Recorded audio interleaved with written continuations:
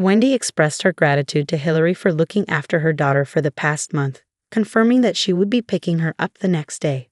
However, Hillary, who had just returned from a month of traveling, seemed unaware of this arrangement, her voice strained amidst the background noise of train announcements. Wendy remained composed as Hillary's panic began to rise. "Hold on, what are you saying? Christina is with you, right?" Hillary's voice trembled with concern. Wendy's confusion mounted as she realized Hillary believed Christina to be with her. "Christina? She's with you in your apartment's garage?" Wendy clarified, her mind racing to piece together the situation. As Hillary insisted she had sent messages, Wendy assured her she hadn't received any. Hillary's panic heightened as she demanded Wendy take responsibility for Christina's safety. After the call ended abruptly, Hillary attempted to reach Christina's phone to no avail, her anxiety escalating. Wendy suggested she head home first, promising to investigate further. Upon Hillary's return, she was met with Wendy, Scott, and Christina together, leaving her bewildered. Wendy seized the moment to introduce herself more thoroughly, revealing her independent lifestyle as a freelance illustrator. Despite Hillary's initial misunderstanding, Wendy's optimistic outlook on life remained unchanged. As Wendy reminisced about her caring brother Scott and his occasional visits, she couldn't help but acknowledge Hillary's tendency to look down on her for being single. Yet Wendy remained steadfast in her belief that personal values dictate matters of love and marriage. When Hillary teased me again about needing a partner, I brushed it off with a shrug. It was hard to tell if it was the alcohol loosening her tongue or something else. But her laughter persisted. Her incessant jibes on the topic eventually wore me out. When I decided to move into a condo on my own, one of my top criteria was distance from my brother and his wife, Hillary. I'd grown weary of her constant needling. However, I shared a strong bond with my niece, Christina, who was turning 10 this year. Despite never having seen it in person, Christina often talked about her cute light blue backpack, which she proudly wore to school. One day, while she watched me work on my illustrations, she admired my drawings on the computer screen.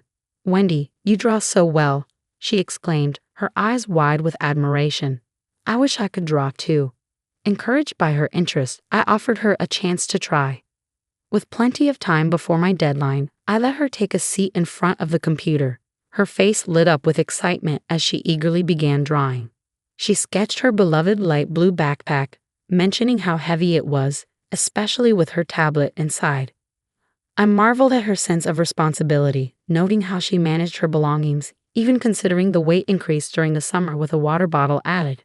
According to Christina, Hillary spent most of her days as a stay-at-home mom. When my brother was away on business, she tended to indulge herself, opting for store-bought meals on school holidays. Christina often found herself doing chores, sometimes even the laundry, while her mother remained glued to her smartphone or TV. She tried not to upset her mother, retreating to her room or escaping to the park or library. Hearing about Hillary's behavior raised questions about her parenting, but as an outsider, I hesitated to judge. Yet, it was clear from Christina's anecdotes that there were moments of frustration and tension at home, highlighting the complexities of family dynamics. I witnessed a moment that stuck with me like a splinter, Hillary berating Christina harshly over a minor spill of juice. As Christina quietly endured her mother's scolding, she whispered to me, "Mom is scary. She gets angry over anything." Her words lingered, echoing in my mind like an unwelcome refrain. A few days later, on a chilly weekend when the leaves in the nearby park had turned completely, I found myself unexpectedly caring for Christina. Hillary had messaged me, stating she was going on a day trip with friends and leaving her daughter in my care. However, that wasn't the end of it. Shortly thereafter, I returned home to find Christina standing alone by the parking area, her light blue backpack slung over her shoulders. Her half-covered face betrayed her anxiety as she stood next to a small carry-on suitcase. Confusion clouded my thoughts as Christina explained that her mother had instructed her to come to my house. I quickly checked my smartphone and found Hillary's message, a sudden announcement of her month-long trip and a request to look after Christina. Suppressing my incredulity, I welcomed Christina into my apartment. Her cheeks were flushed red from the cold, and her hands trembled with chill.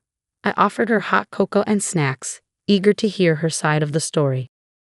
Christina recounted how Hillary had interrupted her drawing session, handing her the suitcase and instructing her to pack for a month-long stay at my place. With a sense of urgency, she hastily gathered her belongings and made her way to my apartment. Meanwhile, downstairs, Hillary's voice filled the house with excitement as she chatted on the phone. Christina winced at the sound, finding solace in the temporary respite from her mother's usual laughter. As Hillary bid her daughter farewell by the car, instructing her to behave and wait for me, the cold season seemed to intensify despite the sunlight peeking through the clouds. It was a moment of unexpected responsibility, but I was determined to provide Christina with warmth and comfort amidst the chilly uncertainty.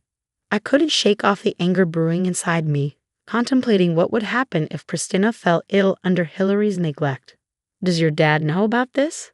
I asked Christina, hoping for some clarity. She shook her head, munching on chocolate cookies with a hint of innocence despite the crumbs adorning her cheek. Her casual remark about her parents' communication habits made me pause. It seemed unfair not to inform my brother, so I resolved to call him later. But then Christina dropped a bombshell. "You know, Wendy, I don't want to be with my mom anymore."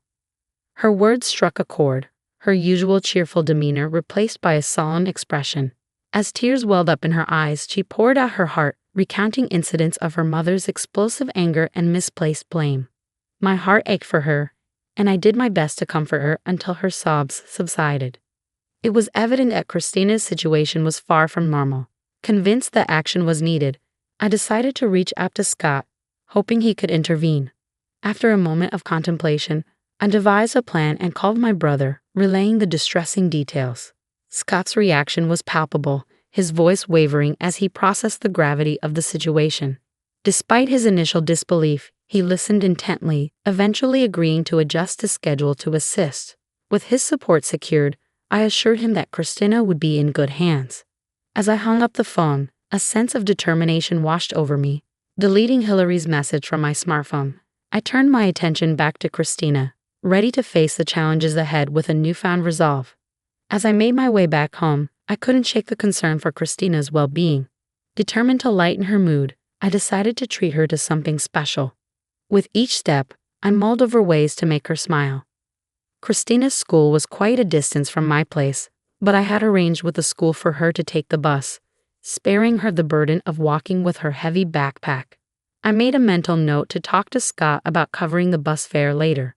Meanwhile, I continued my usual routine of working from home, while Christina diligently completed her homework upon returning from school. One evening, Christina surprised me by asking for help with her homework. It struck me as odd since it seemed more like a task for her teacher, but according to her, it was different. Her classmates' moms often assisted them. Realizing how self-reliant Christina had been, I grabbed a red pen and checked her work. As dinner preparations began, Christina eagerly offered to help in the kitchen. Her enthusiasm was infectious as she assisted in peeling onions and followed instructions with remarkable skill. I couldn't help but wonder where she had learned to cook so proficiently. Days turned into weeks, and before we knew it, a month had passed in the blink of an eye. Glancing at the calendar, I realized it was almost time for Hillary to return. Sure enough, I received a call from her the next day, thanking me for taking care of Christina. However, her confusion was evident as she seemed to believe Christina was still with me, despite being away for a month. "I sent you a message, so you should know," Hillary insisted, her voice tinged with panic. "I haven't received any messages. Are you sure you're not mistaken?" I responded calmly, feeling a wave of frustration. "Lies? That can't be." Hillary's voice rose in apparent panic. "What are you going to do about this? I entrusted Christina to you. If anything happens, it's your responsibility." With a sharp yell, she abruptly hung up the phone. Moments later, she called again, still shouting. It was evident she had tried calling Christina's phone but couldn't get through, escalating her panic even further. "Suggesting you calm down and head home might be a good idea," I proposed gently, hoping to diffuse the tension. After the call ended, I could hear Hillary arguing with someone, presumably a man, in the background. The room fell silent, tension thick in the air. When Hillary finally returned home, her footsteps echoed loudly down the hallway, bursting into the living room. Her face contorted with anger, she froze in shock at the sight of Scott, Christina, and me together. "I've heard everything from these two in the phone call earlier," I explained calmly. We put the last call on speaker so everyone could hear it, making it easier to discuss what comes next. Christina's smartphone had been turned off, explaining why Hillary couldn't get through. I couldn't help but voice my confusion and frustration. "What have you done?" "That's my line," I exclaimed. "I didn't know earlier, but I've been taking care of Christina at my house for a month." "What do you mean by suddenly going on a trip and leaving her at someone's doorstep?" Scott intervened with a calm voice, urging us to calm down. "Christina is here too. It's true you went on a trip by yourself and left Christina behind. Your outfit and luggage suggest you've just returned." Hillary didn't deny it, instead beginning to make excuses as her face paled with realization. "I went on a trip, but even a housewife needs a break," Hillary began, her voice wavering slightly. "Doing laundry, cooking every day. It's the same routine, and the stress just builds up. I just wanted to go out with friends." I didn't respond immediately. Instead, I handed her several sheets of printed emails.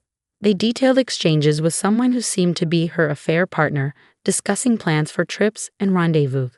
These emails weren't recent, they dated back to last spring, including the day I'd briefly cared for Christina while Hillary claimed to be viewing flowers at the park. The revelation hit Hillary like a ton of bricks. She covered her mouth, her expression a mixture of shock and regret. Just hours before, Christina had come to me with her suspicions, having noticed her mother's secretive behavior with her smartphone. The unknown man's name on her messages and the unfamiliar voice on the phone only fueled her doubts. 6 months ago, Christina had confided in me about her mother's affair. At the time, I was skeptical. However, Hillary's sudden trip a month ago and the discovery of these emails now confirmed Christina's intuition. Glancing over at Scott, I could see his quiet yet palpable anger. "What have you done? I trusted you, and you leave Christina with Wendy while you go off having an affair," he exclaimed, his fists trembling with rage. Hillary attempted to explain, her words faltering in the face of Scott's fury. "It's a misunderstanding," she stammered, but the damage had been done, and the truth was laid bare for all to see. "I was told by him I had to go on that trip," Hillary protested, her voice strained with desperation. "What do you mean you had to? You left this house unattended for a month for that reason.